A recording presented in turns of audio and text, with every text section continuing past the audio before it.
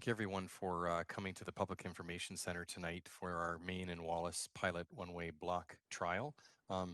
This has been one of several communications we've had with the public and with others, the business community, regarding the trial and what we're trying to accomplish with traffic and traffic congestion in the core of Listowel. Joining us today is Julia Salvini from Salvini Consulting regarding traffic engineering. We've also got a civil engineering rep, Bruce Potter from BM Ross, our municipal engineer, that will talk a little bit about layout and design and answer questions. We're expecting a couple more delegates, so if they jump in through the process, we'll welcome them in as we go. Julia is going to start with a short presentation just to talk about, where we've been, what we've seen, and what we've been trying to accomplish in terms of the trial. And then we'll be listening in for delegates who have signed in as well to speak about their experience. And then there'll be an opportunity to chat about information and to answer questions from our panel, which really is Julia and Bruce, the municipal engineer and traffic engineer, talking about the details of the study. So at this point, I'll just introduce Julia again and ask her to start through with the presentation of the pilot project. Thanks, Julia. Perfect. Thank you, Lyndon. And thank you all for coming out tonight to meet with us. Can I get the next slide, please, Pat? So what we're going to have tonight is that you've reached the Public Information Center for the pilot project that we have going on right now at the Main and Wallace intersection. And the purpose of this meeting is for us to gather feedback from you about what you're experiencing and what you're seeing as you travel the intersection day after day. In terms of an agenda for tonight, we're going to have a very brief overview of the pilot project and why we're doing it. We've collected some traffic data before the pilot and after. We want to share some of those results with you. We want to share with you some of the feedback that we've already received to date, both from the business community and also from residents in the area, and then provide an opportunity for those of you who are here tonight to give your feedback. And if you have questions for us, you can ask questions of us at that time. And then at the end, we'll review the next steps for the project. Thanks, Pat. Next slide. So just as a quick reminder, back in 2018 and 2019, the municipality asked me if we could take a look at some of the traffic concerns and transportation concerns that were happening in and around Listowel. And what we found is that many of those concerns were tied back to how the intersection at Main and Wallace operates. And in particular, both the high volume of trucks going through the intersection, not just in peak hours, but all day long. And the queuing at the intersection, when those queues reach back from the intersection, they start to impede the way the traffic flows on the adjacent intersections. They make it difficult to get in and out of driveways and parking spaces on the street. And a lot of that ties back to how that intersection is operating. Council had looked at a few years ago some different options for what could be done to improve operations at the intersection, but they raised concerns that people were not happy with. Those options were things like removing parking, substantial parking through the downtown, or creating a one-way pair with Inkerman and Elma. And some of those things are still on the table, but the municipality is undertaking a transportation master plan, and as part of the master plan, they're looking at longer term options to improve the intersection, which would include things like creating a bypass of the town for trucks. And the other longer term option would be to acquire property at the intersection so that the intersection could be squared up. And then we wouldn't have the situation where we need to run the southbound and northbound traffic at different times. But those longer term options are going to take a long time to implement. They require they require some policy changes, and then they just take time in order to improve the roads that are needed for trucks and in order to acquire properties. So in September of 2019, we came to council and suggested to them that we explore a short-term option through a pilot project in consultation with all the various stakeholders in the downtown, including both the public and businesses and other stakeholders nearby. And they allowed us to do that. We had hoped to do the pilot project in sort of the spring of 2020, but it's been delayed several times because of the pandemic. And in the fall, I guess it was mid-August, we implemented the pilot project. So next slide, please, Pat. Thank you. So we've got here a drawing of what's been implemented, and I just want to quickly remind everybody of what we did. So we first of all closed northbound traffic on Wallace Street South to the intersection, and we implemented an emergency lane on the east side of the street so that the fire trucks could still get to and through the intersection. We adjusted the southbound approach. So coming from down Wallace Street North, we adjusted the stop bar for the through and left turning vehicles to be further back. We also restricted westbound left turns on Main Street to Wallace Street South. We've put up a turning restriction there for all traffic, and we've removed the pedestrian crossing that's in that area on the east leg. And we've also moved up the stop bar in that location. And then on the west leg of the intersection in the eastbound direction, we've put in a turning restriction for trucks. And that was in part because it's very difficult for the trucks to maneuver that corner because it's just so tight. At the same time, we took the opportunity to remove some parking spaces that really some of them should be removed no matter what, just to make the traffic flow more smoothly through the intersection. We have two on the west side of the intersection. One of them was an accessible parking space that have been removed.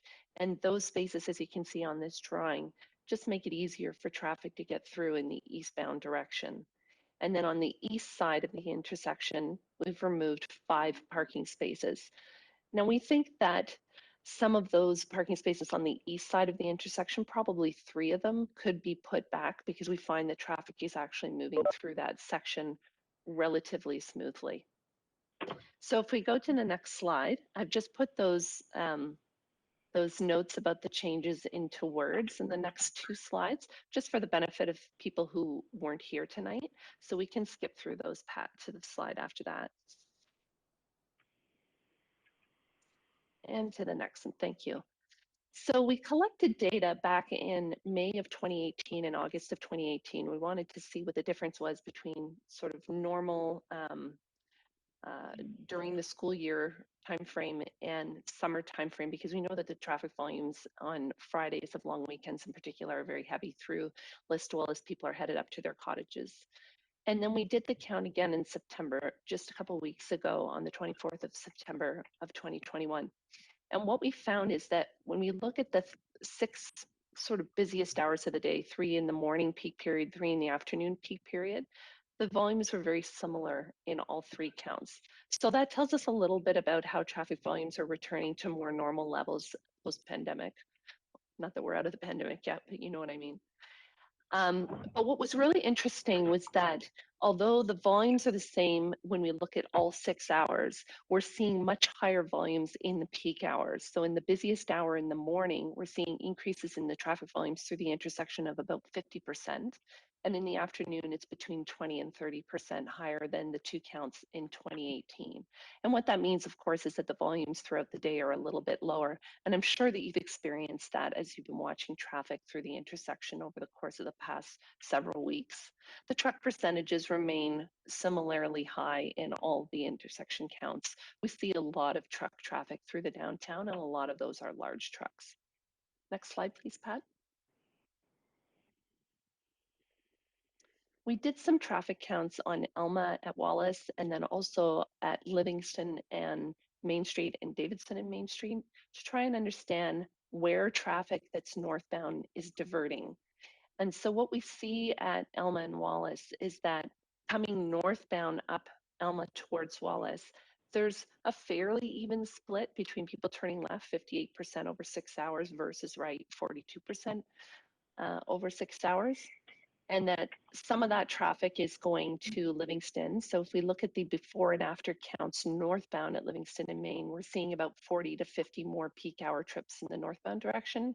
And at Davidson, it's about 10 to 15 more in each of the peak hours. And as we suspected, the traffic is dispersing within the network. They don't appear to be taking any one route. There are several routes to the north if you're coming from Wallace Street South, and people seem to be taking advantage of that and going in a number of different directions. Next slide, please. The other set of data that we collected was some queuing data at the intersection. As I mentioned earlier in my presentation, queuing has really been the big problem at the Main and Wallace intersection because it impacts on everything that's happening around the intersection. And so we measured queues during sort of 2 hours in the morning peak period, 2 hours in the middle of the day, and then 2 hours in the afternoon peak period to see how things are changing. So those surveys were done just before, so in late July and early August, just before the pilot project, and then in late August again to try and compare how the queues are changing with the new signal timing. And what we found is that the maximum queues are decreasing a lot, from 10 to 60% on the three main approaches. So the two approaches on Main Street and the southbound approach on Wallace. And that the total queues, when we look over that whole 6-hour period of time, are decreasing from 20 to 50%. Most of them in the 30, 40 to 50% range. There's been some significant reduction in the queuing. Next slide, please. And so as you're probably very much aware, there's been a lot of feedback received on this project. We've been out to the business community with a survey. There's been a survey go out to the resident community. And we've also had a number of people writing emails and providing their feedback directly. And what we're seeing is there is a fair amount of positive feedback about how well the intersection is operating. And we see that in the data. We're getting more traffic through, the queues are smaller, the intersection is working more efficiently for sure. But with the feedback, a lot of the feedback we're seeing is with concerns that people are raising, and it's heavily weighted to those people who are most impacted, which is the people who live in the south end of town and need to get to the north end of town. And the kinds of concerns that we're seeing, and these are not in any particular order, but we wanted to show the kinds of feedback that we're getting, is that there's questions about removing the east side pedestrian crossing and the challenges that that poses, in particular for members of the community who are either elderly or have mobility issues in particular. That's difficult. We've had lots of comments on the removal of the on-street parking, especially the accessible space that was removed. And some of these comments, I'm not going to read them all out. Some of these things can be addressed. As I mentioned earlier, we think we can put a few of the parking spaces on street back. Some of them don't have anything to do with the pilot project, except that they went in at the same time. And I'm referring again to, pardon me, to the on-street parking, which really should, in particular on the west side of the intersection, be removed anyways. But some of the things are directly tied to the pilot. The difficulty that traffic is having getting from the south end of town to the north, or making a left turn onto Main Street from the south, that's directly related to the pilot project. And we've heard lots of those. So we wanted to share this with you and open up, if we can move to the next slide, please, Pat. Open up for some more commentary from those of you who are on the line, and feel free to reiterate obviously the things that we're hearing already and share with us your experiences. I put just some sample questions here to help you give us the kind of guidance that we know that council is going to be looking for when we report back to them in a couple of weeks on how the pilot project is going. So with that, Pat, are you going to moderate? How are we going to do this? Do you have the delegates in order, or?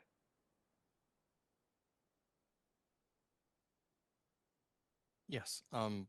If people want to speak to the issues or are prepared to, you can tell us through the chat line, and then we'll simply take the chat line comments as they go. So your name, we'll see your name as you're signed in, and we can just turn to you for the next person. Yeah, and I've thrown a lot of data at you in terms of the data that we collected both before and after. If you have questions about that, I'd be happy to answer them.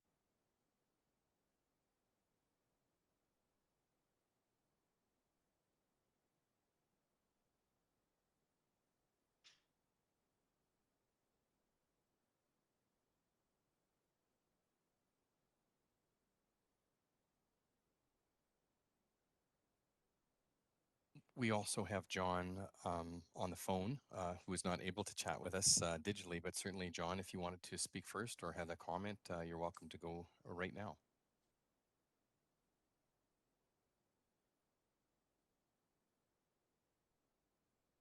if you do have a mute button on your phone, you can unmute and speak. Am I off now? That's good. Yep, we can hear you. Welcome. Perfect. Yeah, it's Johnny Borton. I'm from Listowel, Ontario. You guys have made an amazing decision for that one-way street downtown. Anybody that's delivering food in the area or a taxi, any type of service, you'll find that the stop downtown is down to 2 to 4 minutes. Even coming from the north with the second light there, if you get stopped, it's a 4-minute maximum from that light down through both sections. It's a big improvement. I don't think going back the old way to allow 6 or 8 vehicles coming from the south is going to work any better. But also, on my point of view, truck bypass is going to be next to impossible without spending millions of dollars on merges or roundabouts, because once the traffic's diverted out to, let's say, Tremaine and Main, that corner there is atrocious. Without a light or without something to speed people up going through there, if that's the promoted bypass, it's not going to work. But as far as the downtown pilot project goes, delivering food for an hour or for a year and a half, never have I gone downtown because you just can't get through. People say that the traffic is still backed up. Yeah, it's still backed up east and west and north. But when you hit that green light, you're 2 to 4 minutes maximum. And before, it could have been up to 15 minutes. I've seen it backed up as far as if you go past Inkerman and Elizabeth, and then you got all the streets back up the hill, it can be backed up 4 or 5 blocks. So you've done a great job, and I think this is a great work. Okay, thanks, John. Yeah, we're going to continue to measure the queue lengths. That was the large measurable, and we'll have some more statistics probably before we get to council on, what we continue to see with reductions in the volume of queuing as well. So thanks very much for your comments. The only one thing I disagree with, and that's taking away a spot downtown for the handicapped. I don't know how that's going to work. That's about it. This is another good opportunity for me to advise that it was moved 7 spots to the west, right at the Argyle crosswalk. So it wasn't removed. It was moved, though, to an area that's more. Yeah. Good point. Yeah. Okay. Thank you. You're welcome.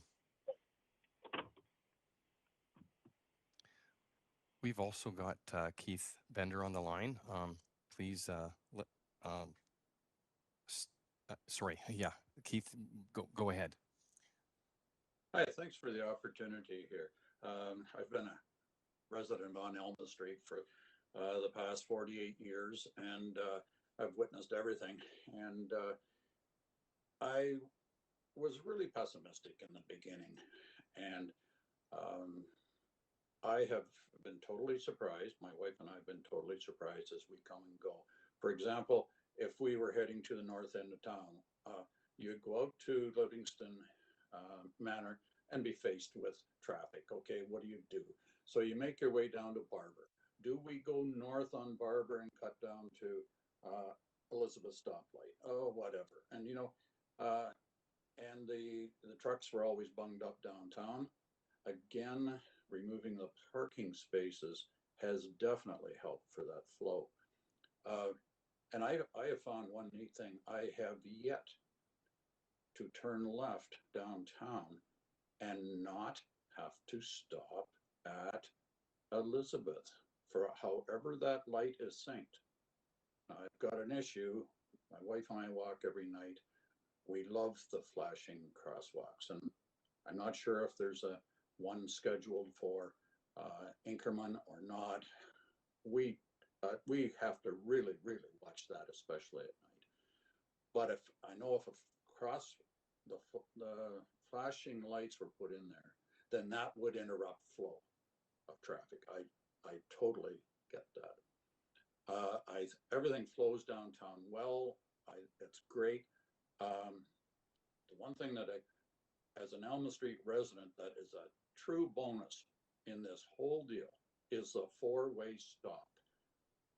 It is a blessing, because if you're trying to go east, if you're stopped at the stoplight or stop sign, trying to head east on a normal day, especially at 3 o'clock or 4 o'clock, it's impossible. And for me, safety especially, that four-way stop, no matter what your decision is, and I know it might influence flow south if you reverse your decision, but that four-way stop creates a much safer situation. You can wait there 5 minutes to get across because of traffic coming south, traffic coming north, and then you get ready to go, and zoom, there's one coming from the south wanting to turn left onto Elm Street. So that that's about it for my expression of things, but I see it working, and I was a doubter in the beginning. Thank you. Thank you, Keith. Just for your information, Council actually passed the bylaw a month and a half ago regarding the Inkerman signalized crossing for a new PXO there. That was needed for approvals for the MTO. So we've been going through a process with the MTO to install. We still hope, if the weather allows, that that installation would happen yet late this fall, with their final approval just coming in. I thought I saw notice of that previous. Yep. So that's information that would, you know, we can give to you that we know is to happen, if not this fall, next spring. Okay.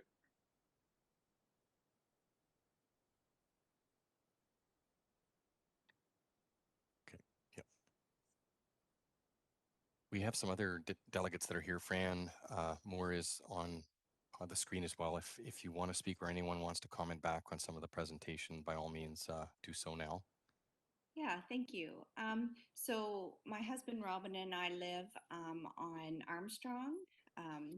So we both live north or work north of Wallace, or sorry, of Maine. So we have to cross every morning, and I come home at lunch. I also cross at the noon hour going back to work. So it's very, our experience has been negative in terms of this change. For myself, I work at the clinic, so I have to turn right on Alma and then quick left. And sometimes and it's probably because I'm doing this at 8 a.m. at a high volume time, or 7:45, whatever it is. And so I'm often 4 cars deep, waiting my turn and I typically go right on Main Street and then left it, right after the crosswalk to get to the clinic. So often there's somebody trying to turn left on Main Street. And that is very challenging. So I'm having to wait for that person to go left. And I think in general, anybody trying to go left on Main Street is going to have a difficult time during high traffic hours, especially. Robin, do you have anything to add? Yeah, I think it's great if you live in the north end of town, but a good percentage of the people live in the south end of town now, and I feel like we're getting screwed over here. To tell you the truth, it's extremely inconvenient. When you get down by Scotiabank, turning left is an impossibility some days. Somebody mentioned the trucks turning right there. Today I started to turn left so I could turn right onto Wallace Street, and there's a truck in the left lane because he wants to turn right. So obviously right on red is a joke. You couldn't do that. So I had to go through the parking lot by Warden Upthegrove so I could get to where I wanted to go. It's just ridiculous. You're just zigzagging around town to try to get north on a high traffic area. So let's say it's any given Friday in Listowel, we know it's ridiculous. So if I wanted to go to, let's say, the pharmacy, Shoppers Drug Mart, I probably would have to go up to the hospital before I could turn left to go to the pharmacy, because it's just a line of traffic. So you're penalizing all the people in the south end of town. We can't flow through traffic like everybody else does. We got to go halfway around the town to come back to where we want to go. We just want to go 1 block to the other side of Main Street. I mean, it's absolutely insane. And it's a complete inconvenience for anybody who lives down at this end of town. So yeah, if you come from the north, maybe it's an improvement. And I'm still seeing people It's way backed up. Rob Mapletop commented on Facebook that how wonderful it was that it's not backed up. Well, the very next day I was backed up way up the top of the hill. So it's a complete fallacy. To tell you the truth, I think it's a disservice to people who are paying taxes down to this end of town. I'm totally against it. And if you wanted to do something, I would say chop one of those sidewalks off on the south side of Wallace, have one sidewalk, and then make a right turn lane. So anybody who wants to go towards Kitchener, which a lot of people do in the morning, is they can come down because that's where it often gets backed up. Is people, because it's one lane, people can't turn right, so you can't use a right on red. So a lot of people are stuck there waiting for somebody, even though if they had a right on red lane, 40% of the people could be able to just zip through in the morning. You wouldn't have to worry about it, but that's not an option, I guess. But I don't know why you need two sidewalks. There's very few people walk there. I'd say chop the one on the old steer side, whatever it is, the pot place, whatever it is. Get rid of that sidewalk for that one block. Give you an extra lane there. People can go down Wallace and then get turned right, and traffic could move through. That'd be my opinion. Thank you for the opportunity. Thank you. I think Julia had just mentioned at the beginning that there's a transportation master plan looking at the broader picture. We hope to bring information back from the master plan that talks about some of those broader issues, not so much specifically the corners you're mentioning in the core, but a look at where trucks can go, how we can actually govern where they go, move them to a bypass and start building proper bypasses to get truck traffic out of the core, but also other traffic that has no destination there. So that is a plan. And just to repeat, it's a few years in the making to put that together. This was the interim solution, but yes, thanks for the comments. And that was One just to thing I wanted to clarify. add that I forgot to mention is, you're doing this survey at not necessarily the optimal time. For anybody who's ever had to turn right in this town and go west in this town, the sun coming up at about 7:30 in the morning, the wintertime, or 8 o'clock in the morning is blinding. So anybody who's coming to an intersection where there's no light trying to get out on traffic onto the main street, they're going to have a heck of a hard time looking up the hill to see if anything's coming from the right side. Okay. The difficulty heading to the clinic was the Wellington intersection correct with the PXO trying to make the quick right left? Yes. Okay. That's right. Thanks.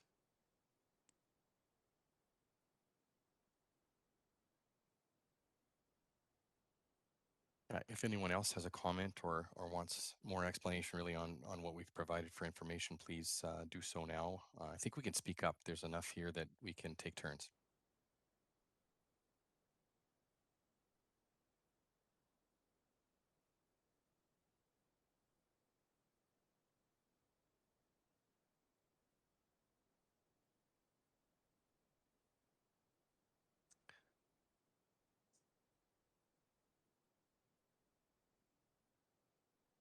So we've got no more comments either through the chat line or from those who are attending here right now. We did have 4 delegates that had information to bring. So I would like to say, although the surveys are closed, all the email information and my email, certainly as the staff rep, is available to bring information to us in terms of if you didn't have a chance to comment, if you're watching on YouTube and you want to make a point that wasn't made tonight, that would assist us in making a decision and bringing final information through to council, continue to do so. That'll all funnel into the information that we review and bring forward. So please do that. Julia, I'm not sure if you had any concluding comments or wanted to say anything in conclusion. By all means do. Sure, just wanted to highlight what the next steps are coming out of this meeting. So we're going to be bringing a report to council on the 18th of October is when we're planning to do that. So that's 2 weeks from today. And what we'll be doing is we'll be sharing with them the information that we shared here tonight, that is survey data that we've collected, and then also the traffic data. We'll be giving them your feedback, the comments that we've received tonight as well. And we'll be asking for some direction from council as to whether or not they want to continue with the pilot project and implement it permanently, or if they'd like us to remove it. Thanks, Julia. Yep, that's the sequence of events. Again, started in 2019, postponed due to the pandemic. Here we are today. Traffic volumes are certainly up to the levels we saw pre-pandemic and even a little higher at times.